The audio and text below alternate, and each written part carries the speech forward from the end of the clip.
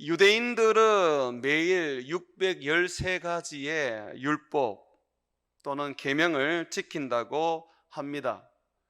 그래서 유대교로 개종하고 싶어도 이 다른 나라의 사람이나 다른 민족이 개종하고 싶어도 이 엄한 율법 때문에 개종하기가 쉽지 않다고 합니다. 개종은 하지 않았지만 이 유대교의 하나님 여호와 하나님을 믿는 사람들, 그들은 하나님께 예배는 드릴 수 있었습니다.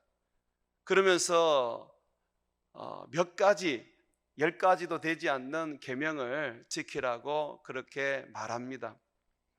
그러니까 유대인들과 비유대인들, 그들은 엄연히 차이가 있습니다. 유대인은 율법을 지켜야 하지만이 유대인이라는 것이죠.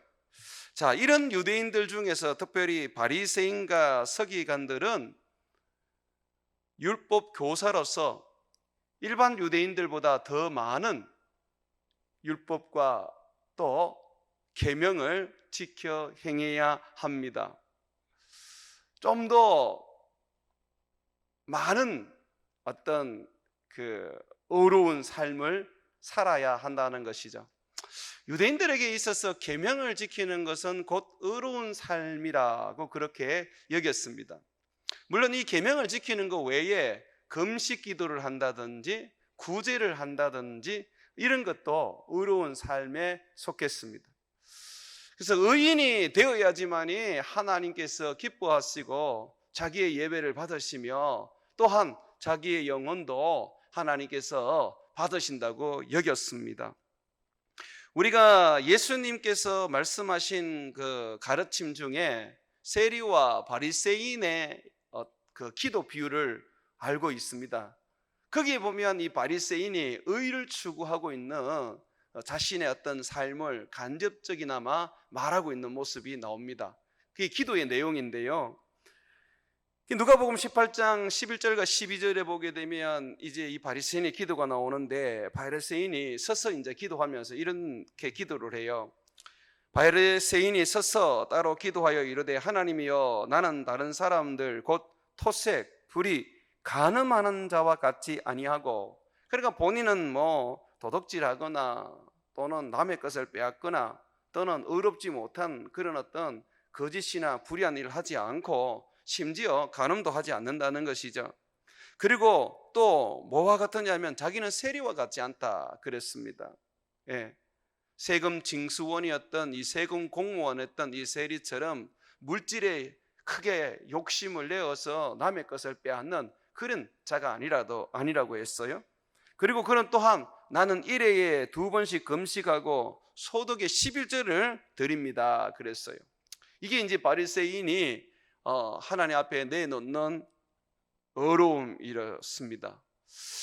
주님께서는 이런 바리새인의 그 어려운 삶을 너희가 넘어서지 않으면, 더 나은 의로운 삶을 살지 않으면 천국에 들어갈 수 없다 그렇게 말씀을 하셨습니다. 오늘 읽었던 말씀 바로 앞구절에 나오는데 20절에 한번 보십시오. 내가 너희에게 이르노니 너희 의가 서기관과 바리새인보다 더 낫지 못하면 결코 천국에 들어가지 못하리라. 바리새인과 서기관, 그리고 여러분과 우리 그리스도인을 한번 비교해 보십시오. 비교해 보면 우리가 바리새인보다 더 나은 어떤 그런 어려운 삶을 살지는 못합니다. 상당수가 이 바리새인과 서기관들에 비해서 못한 삶을 살게 되지요. 그렇다면 천국에 들어가지 못하고 지옥으로 들어가게 되는 것일까요? 아니죠. 우리는 바리새인보다 더 의로움을 가지고 있습니다. 우리는 천국에 들어가는 의를 얻었습니다. 그 의가 무슨 의죠? 예수 그리스도를 믿음으로 말미암아 얻은 의입니다. 바리새인은 행위를 추구하면서 그 의를 획득하려고 했습니다. 하지만은 육체를 가진 인간으로서는 행위로서 의롭다함을 얻을 사람은 없습니다. 그것이 로마서에서 가르치는 말씀이죠. 오직 우리가 의롭다함을 얻을 수 있는 것, 다시 말해서 천국에 들어갈 수 있는 의는 예수 그리스도를 믿음으로 말미암아 얻게 되는 것입니다. 예수님이 내 죄를 위하여, 우리 죄를 위하여 십자가에 못 박혀 죽으셨죠.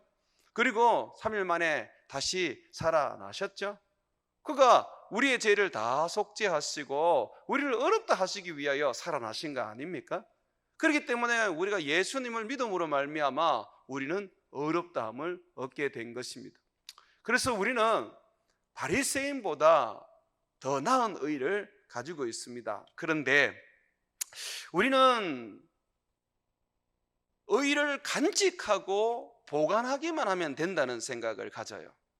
하나님이 주신 선물이니까 마치 보배함에 보석을 넣어서 잘 간직하듯이 우리에게 주신 예수님의 그 의, 예수님을 믿음으로 말미암아 얻은 그 의, 우리도 잘 보관하고 간직하면 된다고 생각합니다. 나중에 천국 가서 우리가 그 의를 주님께 보여주면 우리는 천국으로 들어갈 수 있다고 생각하는 것이죠. 그런데 우리에게 주신 예수님의 의는 간직하라고 주신 게 아닙니다. 그것을 가지고 우리가 살으라고 주신 것입니다. 예수님의 의를 우리가 힘입어서 그렇게 사는 것입니다. 마치 여러분, 자동차를 여러분들이 만약에 누군가에게 선물을 받았다 한다면 그 자동차 어떻게 하시겠습니까? 창고에 잘 보관해 놓으시겠습니까?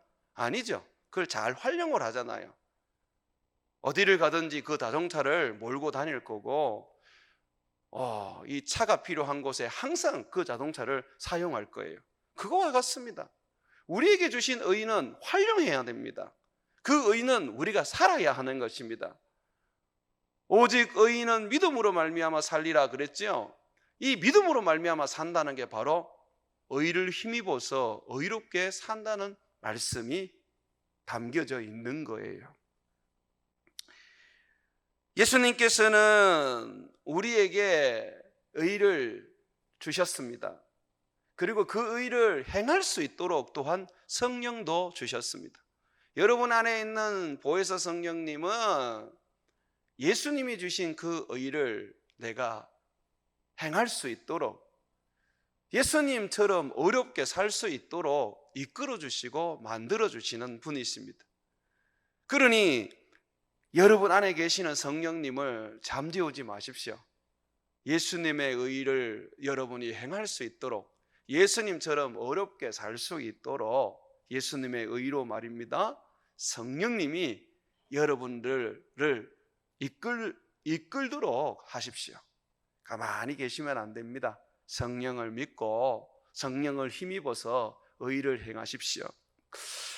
예수님께서는 예수님이 주신 의를 힘입어 예수님처럼 살게 하려고 주님께서 오늘 우리들에게 마태복음 5장, 6장, 7장 소위 이 산상수훈의 말씀을 주셨는데, 바리새인보다 어렵게 또는 서기관보다 어렵게 사는 그 삶을 가장 먼저 예수님이 알려주시는 것이 바로 형제 자매에 대한 관계입니다. 예수 믿는 사람들과의 관계를 가장 먼저 예수님께서 이야기해 주십니다. 그러니까 예수 믿는 사람들, 그들이 좋은 관계, 예수님이 원하는 사랑의 관계를 이어가면 그것이 바로 의로운 삶이라는 것이죠. 관계가 의로운 삶이다. 여러분 처음 듣는 이야기죠. 그런데 성경은 우리에게 그걸 요구하십니다. 성경 말씀을 한번 보시죠. 22절 말씀인데요, 한번 보십시오. 22절 보면 이렇게 말하고 있습니다. 나는 너희에게 이르노니 형제에게 노하는 자마다 심판을 받게 되고 형제에 대하여 라가라 하는 자는 공회에 잡혀가게 되고 미련한 놈이라 하는 자는 지옥불에 들어가게 되리라. 예수님께서 어렵지 않는 삶을 먼저 이야기하십니다. 불의한 삶을 이야기하십니다. 그러면서 이 불의한 삶의 반대가 되는 것이 바로 어려운 삶이거든요. 이 불의한 삶을 예수님이 가장 먼저 얘기하실 때 우리가 예수 믿는 형제 자매에게 어떤 대하는 그런 어떤 모습, 그 말에 대하여 주님께서 먼저 얘기를 하십니다. 이게 불이다. 그게 어떤 게 불입니까? 형제에 대하여 성내는 거, 또 형제에 대해서 라가라고 욕하는 거. 이 라가는 욕입니다. 욕. 이스라엘 욕입니다. 그리고 또 뭐라 그럽니까? 미련한 놈, 형제를 무시하는 거. 자, 이러한 것이 바로 불입니다. 지옥에 들어가는 죄라고 주님은 말씀하고 있어요. 여러분, 유대인들은 제가 서두에서 말했지만은 하루에 613가지의 율법을 지킨다 그랬죠. 그러다 보니까 항상 어떤 그 율법대로 살려고 막 예를 쓰고 노력을 그렇게 하다 보니까 쉽게 사람들을 정죄를 해요. 그렇게 살지 못하는 사람이 눈에 들어오는 거예요. 그래서 자기처럼 율법을 지키지 않는 사람을 보면 그냥 정죄하고 비난하고 욕하고 성을 내는 것이죠. 여러분, 예수님께서 유대인들에게 그렇게 핍박을 받고 십자가에 죽으신 이유가 뭡니까? 율법을 어긴다고. 그래서 예수님을 미워하고 예수님께 분노를 내면서 결국은 십자가에 못 박은 거 아닙니까? 여러분, 율법을 의지하고 살고 율법을 가지고 사는 사람들은 이런 것이 굉장히 강합니다. 여러분, 우리가 성령의 음성을 듣기도 하고 때로는 사단의 음성을 듣기도 하는데요, 바로 이 사단의 음성이 사람을 정죄합니다. 여러분, 누군가 여러분들에게 와서 하나님의 음성이라 그러면서 여러분을 정죄하고 여러분들을 무시하고 여러분들에 대하여서 꾸짖기만 한다면 그 성령이 아니라고 생각하시면 됩니다. 예수님의 그 삶을 보면 예수님은 정죄하지 않으세요. 여러분도 잘 아는 것처럼 예수님은 어떻게 하십니까? 현장에서 간음하는 여인도 품으세요. 용서하시고 다시는 그런 죄를 짓지 말하면서 예수님께서 기회를 주셔요. 베드로 같은 경우에 어떻습니까? 예수님을 부인할 것을 예수님은 아셨어요. 그렇지만 예수님 그거 한마디도 안 하셨어요. 이제 마지막에 그 얘기를 하시면서 어떻게 예수님이 말씀하셨습니까? 네가 돌이킨 후에는 네 형제들을 좀 굳게 세워줘라, 지켜줘라. 그래서 우리가 이 율법으로 말미암은 이 정죄의 영과 성령으로 말미암은 그런 위로의 영은 참 다른 것입니다. 어떻게 반응을 하느냐, 내가 듣는 하나님의 음성에 대해서 반응을 하느냐, 여러분들이 이제 배우셨습니다. 정죄하는 영은 귀신인 줄 알고 물리치시기를 바랍니다. 저는 여러분들이 누구를 만나든 간에 예수님처럼 그 죄를 포용하고 고치고 치료하고 새로운 삶을 살 수 있는 그런 희망과 위로가 되시는 그러한 어떤 하나님의 음성을 듣기를 바랍니다. 이스라엘 백성들은 율법 아래에 있었기 때문에 결국은 사람을 정죄할 수밖에 없었고 율법을 어기는 자들에게 성을 낼 수밖에 없었고 욕을 할 수밖에 없었고 비난할 수밖에 없었죠. 그것이 삶의 습관이 되니까 뭐든지 삐딱하게 봅니다. 조금만 마음에 안 들면 그냥 정죄하고 그냥 욕하고 소리치고 그렇게 되어버립니다.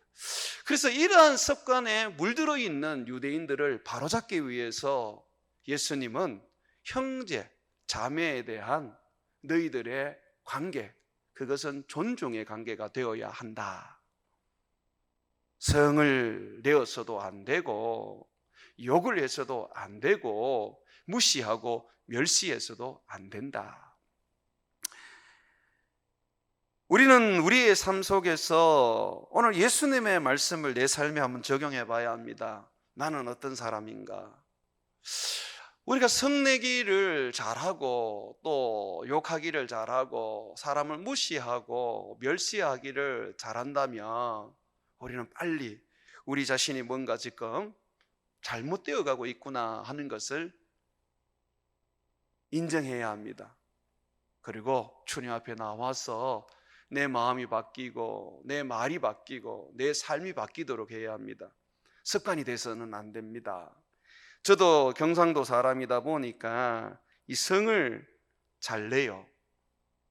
이 욕이나 어떤 사람을 무시하거나 멸시하는 일은 거의 없는데 이렇게 성을 잘 내요. 그러다 보니까 잘하다고도 성 한번 내면 그 잘했는 것이 다 묻혀져 버립니다. 그걸 고치려고 제가 많이 애를 쓰고 힘을 쓰고 있지만 참 그것은 저에게 하나의 어떤 아킬레스건입니다. 그것을 그대로 방치해서는 안 됩니다. 내가 그것이 몇 년이 걸리고 몇십 년이 걸려도 저는 그것을 고쳐야 합니다. 왜냐하면 예수님이 그것을 요구하시니까요. 예수님께서는 죄에 대하여 책망하셨지, 그것도 바리새인과 서기관들을 향하여서 거짓 진리를 말하는 자들을 향하여서 엄하게 예수님께서 책망하셨지, 자기를 따르는 자들에게 예수님은 그렇게 책망하시지 않으셨어요. 도리어 기회를 주시고 참으시고 격려하셔서 다시 일어나 주를 섬길 수 있도록 훈육하셨지요. 자, 이렇게 형제들에게 성내고 욕하고 그리고 또 무시하고 미련한 놈이라고, 그죠? 이렇게 무시하고 하게 되면 어떤 벌을 받습니까? 다 지옥에 들어갑니다. 다 지옥에 들어갑니다. 자, 이 죄는요, 살인 죄와 똑같습니다. 사람을 죽이는 죄와 똑같습니다. 그래서 여러분 21절에 보세요. 21절에 보게 되면 예수님이 그렇게 말하죠. 옛사람에게 말한 바, 이 옛사람이라는 것은 이스라엘 백성들의 조상, 모세 시대의 사람들, 예수님의 이 세상에 오시기 이전의 사람들을 말하는 겁니다. 옛사람에게 말한 바, 이 모세의 율법입니다. 살인하지 말라. 누구든지 살인하면 심판을 받게 되리라 하였다는 것을 너희가 들었으나, 그죠? 십계명에 보면 살인하면 심판을 받죠. 그런데 주님이 뭐라 그럽니까? 그런데 나는 너희에게 이르노니, 이건 주님이 지금 이르는 겁니다. 형제들에게 노하는 자마다 심판을 받게 되고, 이 심판이요, 살인하는 자가 받는 심판과 동일합니다. 여러분, 살인죄는 죽음입니다. 멸망입니다. 그러니까 형제들에게 인격적 모독을 하는 거, 이게 지금요 살인이에요. 같은 죄예요. 또 라가, 욕하는 것도 보십시오. 공회에 잡힌다. 이건 종교재판을 말하는 게 아닙니다. 맹심판대입니다. 하나님의 그 심판대에 서서 결국은 지옥불에 들어가게 돼요. 미련한 놈이다. 동일하게 지옥불로 들어가게 되죠. 그러니까 우리가 형제에게 성내고 우리가 욕하고 무시하고 멸시하게 되면 결국 우리는 지옥에 들어가는 죄를 지은 것입니다. 몸만 죽인다고 살인이 아닙니다. 인격을 모독하고 그 마음에 진짜 상처를 주고 갈기갈기 말로 찢어놓은 사람, 그도 살인자이라는 것이죠. 자, 이런 어떤 사람들에게 주님께서는 지옥불에 들어가게 하신다고 하셨는데 왜 이토록 무서운 벌을 주시는 것일까요? 그 이유가 있습니다. 왜 그러냐면요, 예수님께서는 자기를 믿는 사람들, 그들이 행하는 모든 것, 곧 자기가 행하는 것이라고 하셨습니다. 예수님께서는요, 자기를 믿는 자, 그들은 곧 자기의 생명을 준 자들이라고 하셨습니다. 예수 믿는 사람들을 볼 때에 한 사람의 그저 인격으로만 보셔서는 안 돼요. 예수 믿는 사람은요, 예수님이 피로 값주고 산 사람들이기 때문에 그들이 하는 모든 것들이 예수님께서 함께 하시는 것이기 때문에 예수님으로 봐야 하는 거예요. 참 영광스럽지 않습니까? 여러분이나 나나 별 볼 것 없는 죄인인데, 그런데 예수를 믿고 나니까 우리의 신분과 가치가 달라져 버렸어요. 우리는 예수님의 형상이 되어 버렸어요. 우리는 예수님의 존재가 되어 버렸어요.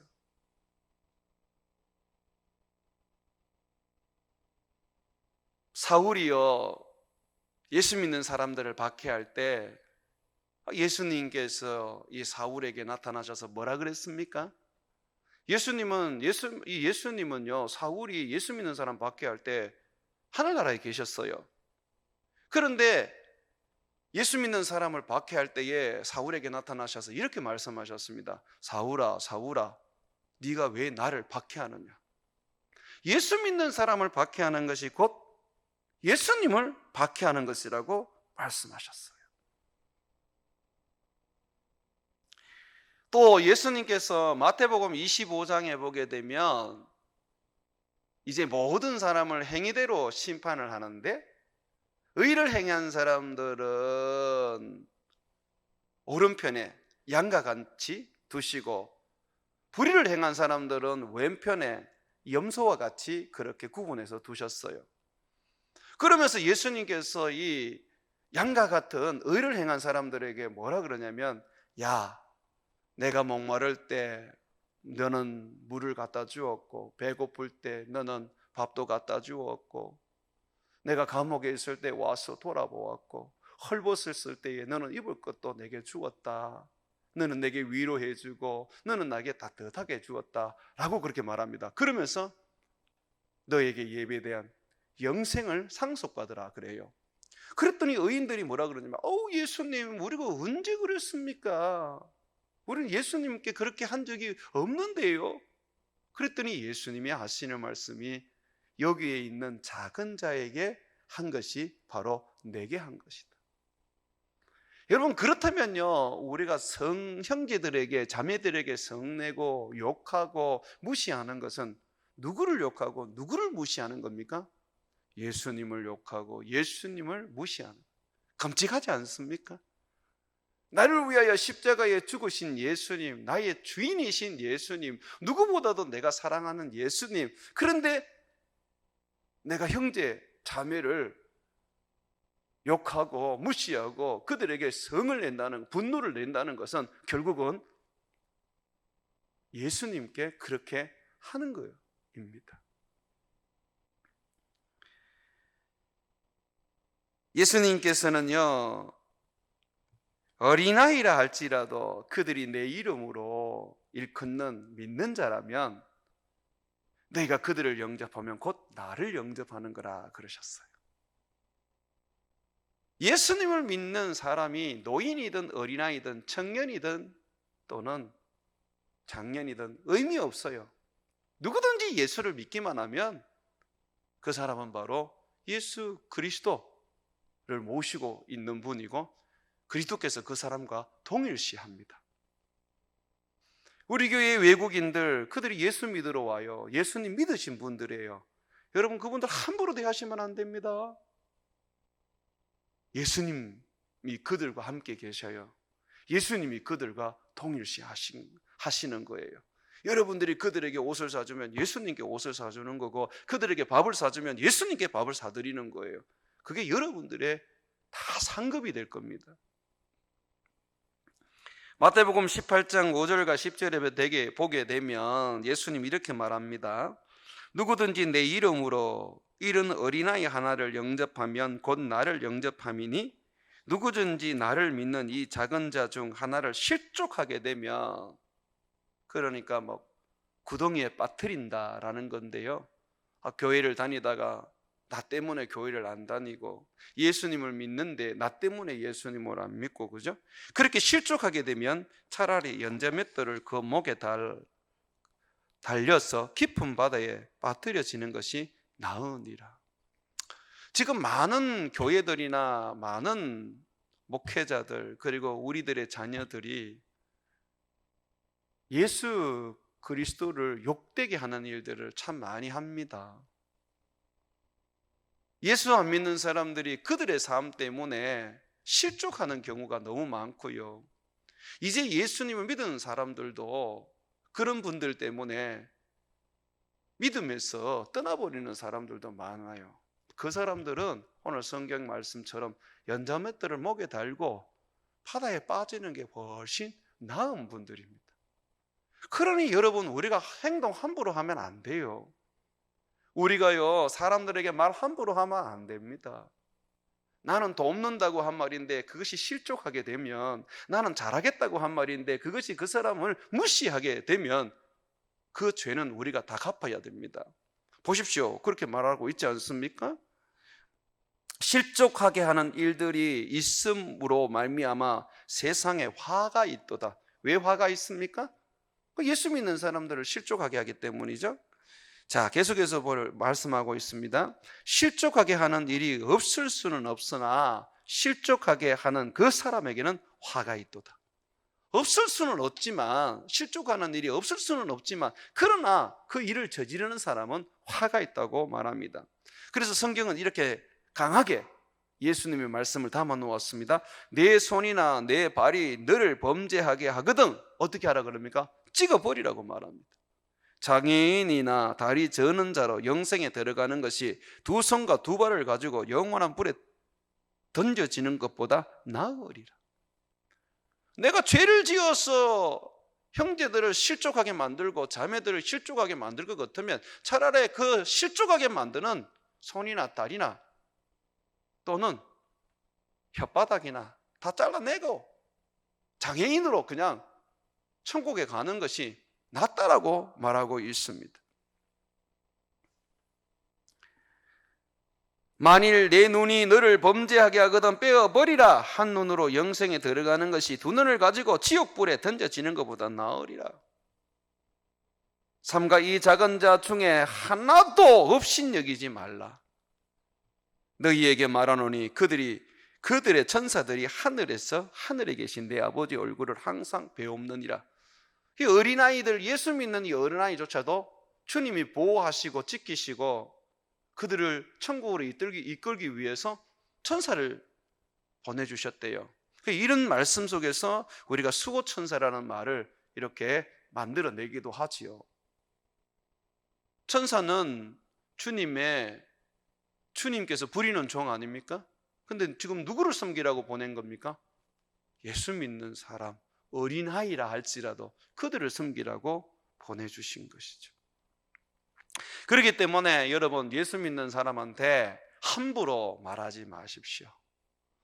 여러분들이 함부로 대하지 마십시오. 네, 성내지 마시고, 여러분의 아내라 하더라도, 여러분의 남편이라 하더라도, 여러분의 자녀라 하더라도, 여러분의 부모라 하더라도 함부로 대하시면 안 됩니다.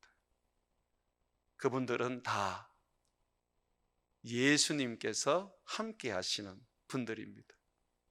천사들이 그들을 보호하고 지킵니다.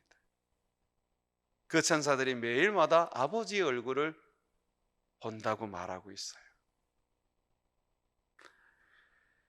예수 그리스도를 믿는 사람들, 우리가 어떻게 대하느냐에 따라서 벌도 받고 상도 받습니다. 마태복음 40장 42절에 보게 되면 누구든지 제자의 이름으로 이 작은 자 중 하나에게 냉수 한 그릇이라도 주는 자는 내가 진실로 너희에게 이르노니 그 사람이 결탄코 상을 잃지 아니하리라 하시니라. 자, 우리가 우리 자신을 돌아보면 참 많은 형제와 자매들에게 성도 내고 욕도 하고 무시하고 멸시를 했습니다. 자, 우리가 어떻게 이 죄에서 벗어날 수가 있습니까? 성경은 우리에게 죄의 용서를 받아야 한다라고 그렇게 말합니다. 자, 그렇다면 우리가 하나님께 속죄의 예물을 드리면 용서가 될까요? 하나님 앞에 나가서 예수의 이름으로 회개하고 주님, 나를 씻어 주십시오. 나를 용서해 주셔서 깨끗하게 해 주십시오. 그렇게 우리가 예배를 드리면 될까요? 성경은 예배에 앞서서 먼저 해야 할 것이 있다고 가르칩니다. 23절 보시죠. 그러므로 예물을 제단에 드리려다가 거기서 내 형제에게 원망 들을 만한 일이 있는 것이 생각나거든 어떻게 하라 그럽니까? 예물을 제단 앞에 두고, 예물을 드리지 말라고 얘기하지 않아요. 제사를 드리지 말라고 얘기하지 않아요. 속죄의 제사 드려야 됩니다. 하나님 앞에 용서를 빌어야 됩니다. 그런데 예수님께서 네가 하나님 앞에 속죄의 예배를 드리기에 앞서서 먼저 가서 형제와 화목하고 그 후에 와서 예물을 드려라고 말하고 있습니다. 기도해서 용서해 주십시오 라고 하기 전에 먼저 잘못한 그 사람에게 가서 용서를 구하라고 말합니다. 화목하라고 말합니다. 우리는 죄를 지으면 그저 하나님께 용서만 빌면 다 된다고 생각하잖아요. 그런데 예수님께서는 그래 안 가르치세요. 가서 용서를 빌으라 그래요. 용서를 빌고 난 다음에 와서 하나님 앞에 예물을 드리라고 말합니다. 제사를 지내라고 말해요.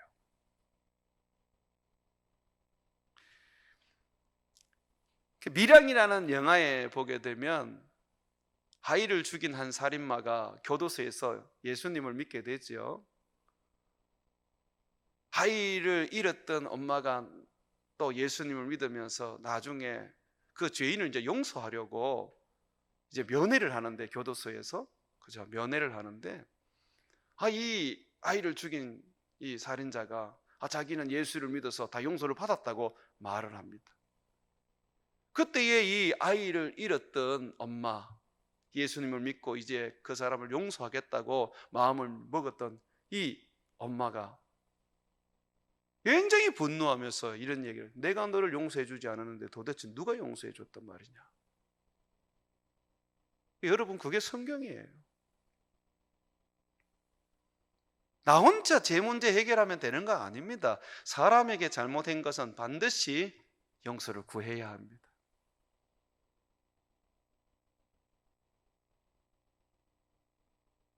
그 용서는요, 어찌 보면 굉장히 급합니다. 우리가 죽어버리면 그 순간에 바로 하나님의 심판대 앞에 서게 됩니다.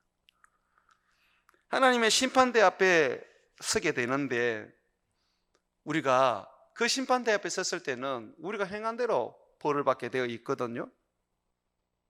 그래서 옥에 갇히기 전에, 재판관에게 넘겨지기 전에 급하게 용서를 빌고 사과하라고 가르칩니다. 25절 한번 보시죠. 너를 고발하는 자와 함께 길에 있을 때 급히 사과하라. 그 고발한 자가 너를 재판관에게 내어주고 재판관이 옥리에게 내어주어 옥에 가둘까 염려해라. 용서의 기회가 많다고 생각하지 마세요. 오늘 밤에 여러분 무사히 지낼 수 있을 거라는 거 누가 보장합니까?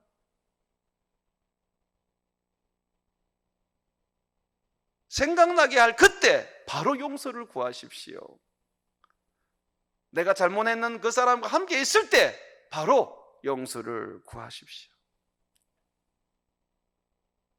아유, 목사님, 용서를 구하지 않아도 천국 가지 않습니까? 정말 그럴까요?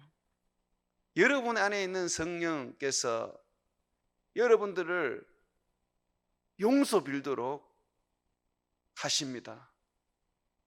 죄가 생각나고 형제에게 자매에게 잘못한 것이 생각날 때는요, 성령께서는 계속해서 그 잘못을 가서 빌으라고 요구를 하십니다. 근데 성령이 있는 사람이 그 성령의 음성을 거절할 수 있겠습니까? 그것을 우리가 물리칠 수 있습니까? 못해요. 우리 안에 있는 성령은요, 결국 우리가 회개해야 될 거 회개시키십니다. 용서 빌 거 용서 빌게 만듭니다. 그런 후에 그가 우리를 주님의 그 자리 앞으로 이끌어 가시는 거예요. 면제는 없습니다.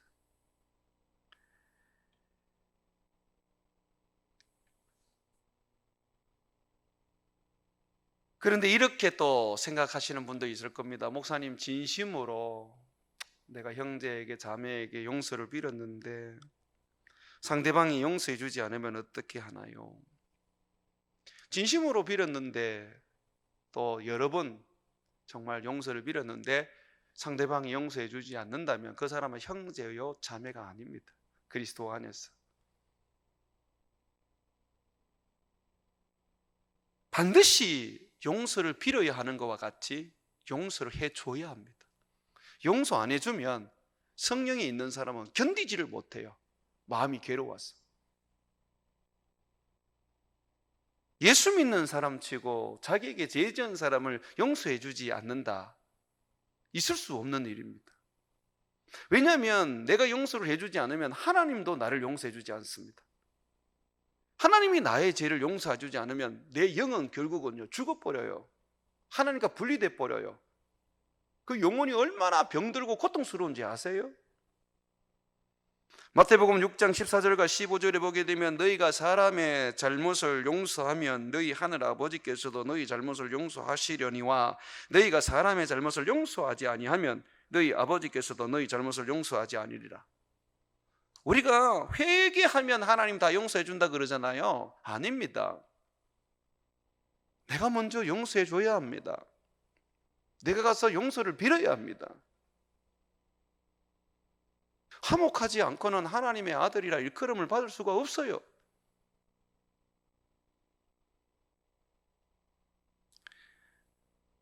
내가 용서를 진심으로 빌었고 예를 다해서 내가 정말 사과를 했는데 상대방이 받아주지 않는다면 어려우신 재판관이신 하나님이 여러분을 보고 계시는 것입니다. 그가 공의로 판결해 주실 것이에요. 네가 참 최선을 다했구나, 내가 보았다, 그러면서 여러분의 죄에 대하여 주님께서 사하여 주실 겁니다.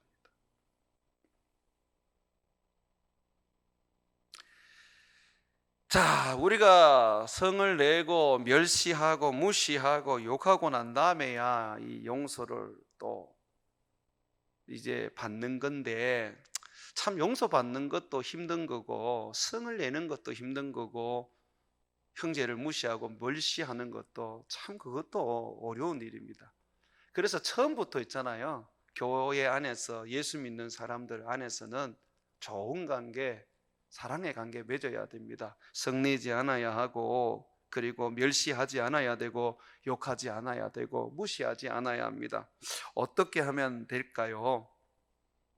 이미 언급한 내용인데요, 예수님을 생각해 보세요. 예수님은 결코 어느 누구도 비판하거나 욕하거나 멸시하지 않으셨습니다. 우리가 예수님처럼 살면 돼요. 내가 죄를 지었을 때에, 내가 죄인일 때에 예수님이 나를 비난하고 나에게 분을 내시고 멸시하시고 하시지 않았어요. 가슴으로 품고 용서해 주시고 새로운 삶을 살 수 있도록 따뜻하게 인도해 주셨습니다. 양을 품에 안은 목자처럼 말입니다. 예수님을 생각하면 돼요. 그러면 내가 예수님처럼 형제 자매를 대할 수 있는 거예요. 그래서 사랑하는 여러분, 여러분 속에 율법을 좀 버리세요. 여러분이 가지고 있는 신앙의 기준도 좀 내려놓으세요. 그것은 하나님께서 여러분 형제 자매를 믿음 안에서 이끌어 가실 때에 사용하실 겁니다. 여러분은 재판관이 되지 마십시오. 다만 여러분들은 사랑으로 허물을 덮어주고 사랑으로 율법을 완성시키십시오. 두 번째요, 성을 내지 않기 위해서는요, 성을 천천히 내는 겁니다. 참 이상한 이야기 같은데 성경은 그렇게 얘기하고 있어요. 야고보서 1장 19절 한번 펴보십시오. 야고보서 1장 19절 보게 되면, 우리가 이 육을 가지고 있기 때문에 성을 냅니다. 내는데 이렇게 하라고 합니다. 19절, 1장 19절에서 21절 보시면 내 사랑하는 형제들아 너희가 알지니 사람마다 듣기는 속히 하고 말하기는 더디하며 성내기도 더디하라. 이게 이제 성을 더디내는 이제 방법인데요. 듣는 것을 주의 깊게 들어주는 거예요. 이 사람이 무슨 의도로 이런 말을 하는지, 이 사람이 말하는 것은 뭘 말하는 건지, 그리고 왜 이런 어떤 말을 하는지 그 사람을 이해를 하는 거예요. 그 말을 그냥 곧이곧대로 막 이렇게 듣거나 좀 잘라서 듣는 게 아니라, 우리 형제 자매들이 말을 할 때에 말을 앞뒤를 이렇게 잘 이렇게 논리 있게 말 못하는 분들이 있습니다. 잘라가지고 얘기하는 분들도 있습니다. 의도와 상관없이 그냥 자기 마음과 상관없이 말하는 분들이 있습니다. 그런 분들이 왜 그렇게 얘기하는지 주의를 기울여서 이제 듣는 거예요. 이게 이제 속히 듣는 거예요. 그 사람의 말을 알아먹는 거예요. 이해를 하는 거예요. 그러니까 성경에서는 첫 번째는 상대방의 말을 이해하라고 말합니다. 자, 두 번째, 그리고 난 다음에 네가 말할 때 네 생각대로 바로 말을 쏟아내지 말고 좀 더 생각을 해보고 좀 더 판단을 해보고 좀 더 마음을 네가 다스려서 그런 후에 천천히 온유함으로 말하라는 것입니다. 그리고 난 다음에 보면 거기에 대해서 잘못한 것이 있고 문제가 어떤 만든 것도 있어도 어떻게 하라 그럽니까? 성도 천천히 내라고 말합니다. 그러면 결국 이 말은 무슨 말입니까? 성내지 말라는 거예요. 상대방의 말을 내가 이해하고 그런 가운데 내가 말을 차근차근 그렇게 천천히 말을 하고 성도 천천히 내면서 하다 보면 그 성이 어느 날 그 분노가 사라져 버리는 거죠. 어느 시간에. 주님은 우리에게 그 방법을 가르쳐 줍니다. 20절 보십시오. 사람이 성내는 것이 하나님의 의를 이루지 못합니다. 여러분 때로는 그렇게 말하잖아요. 아유, 내가 성내는 것은 의분이다, 의분. 그런 정당화시키지 마십시오.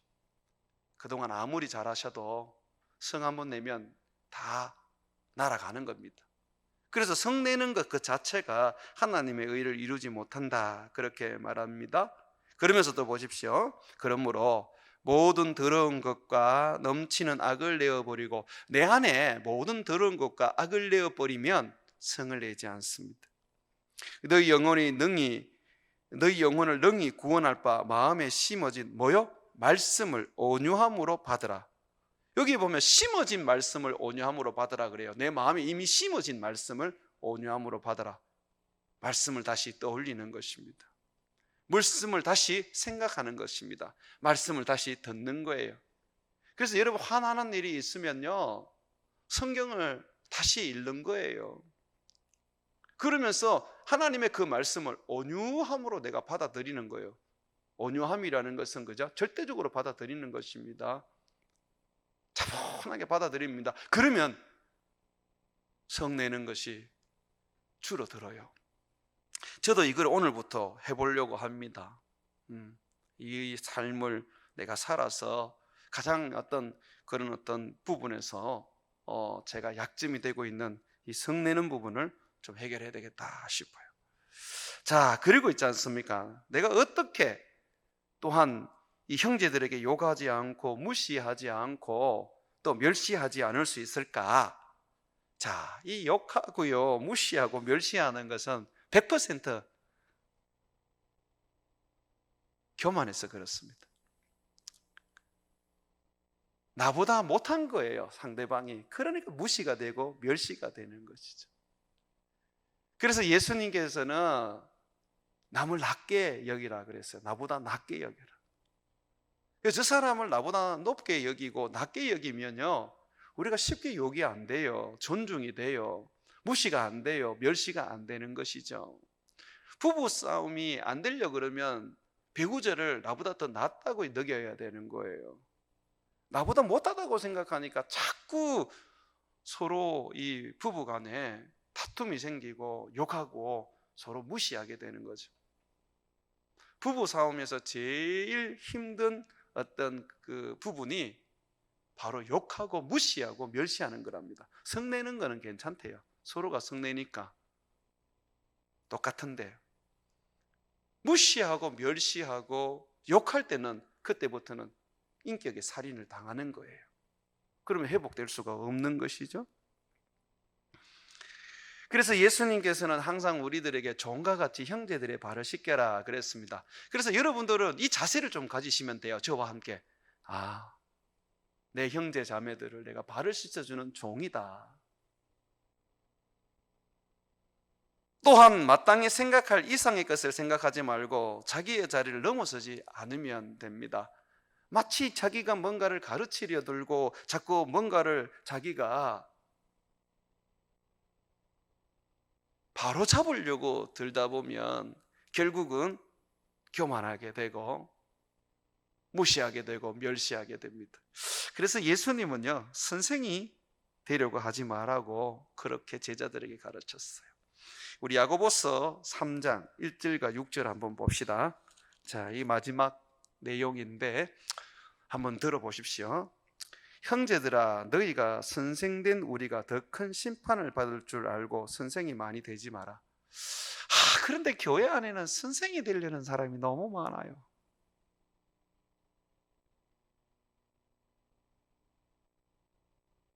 교회에 그냥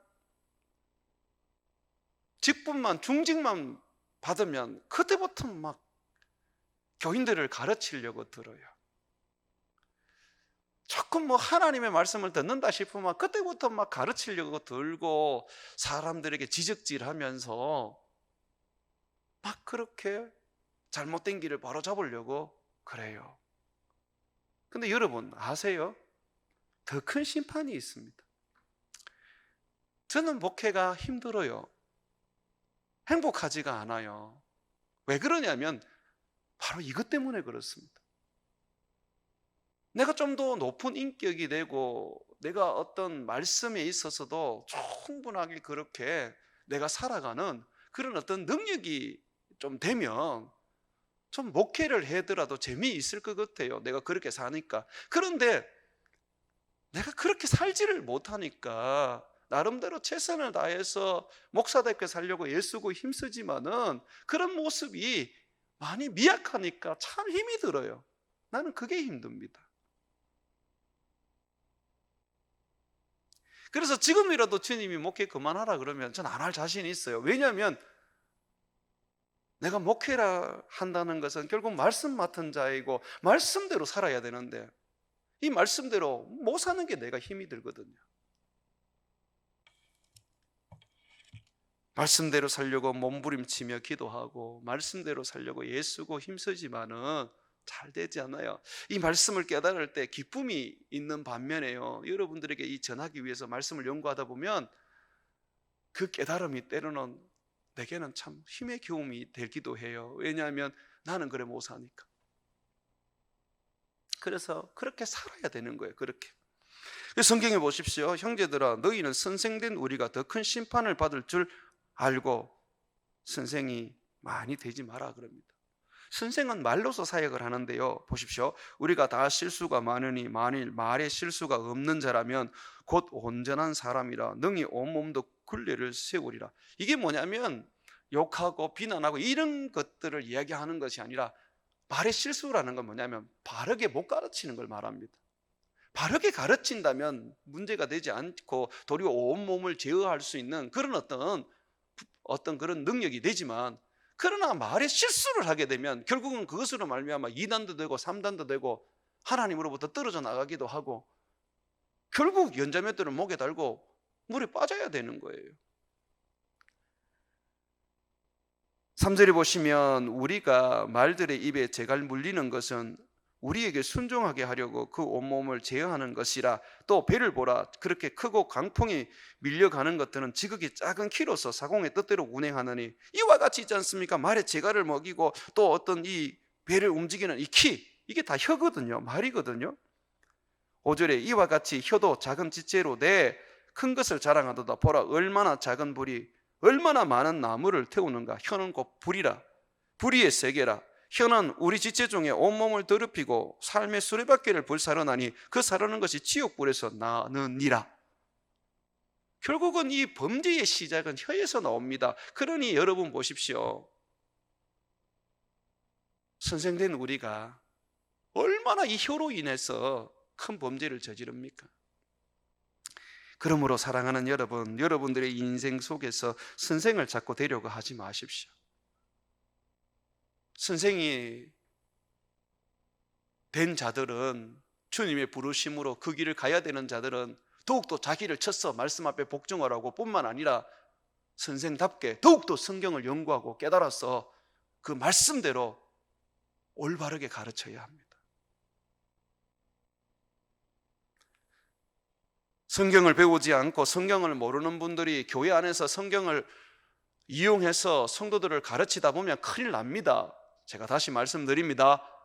선생 되려고 하지 마십시오.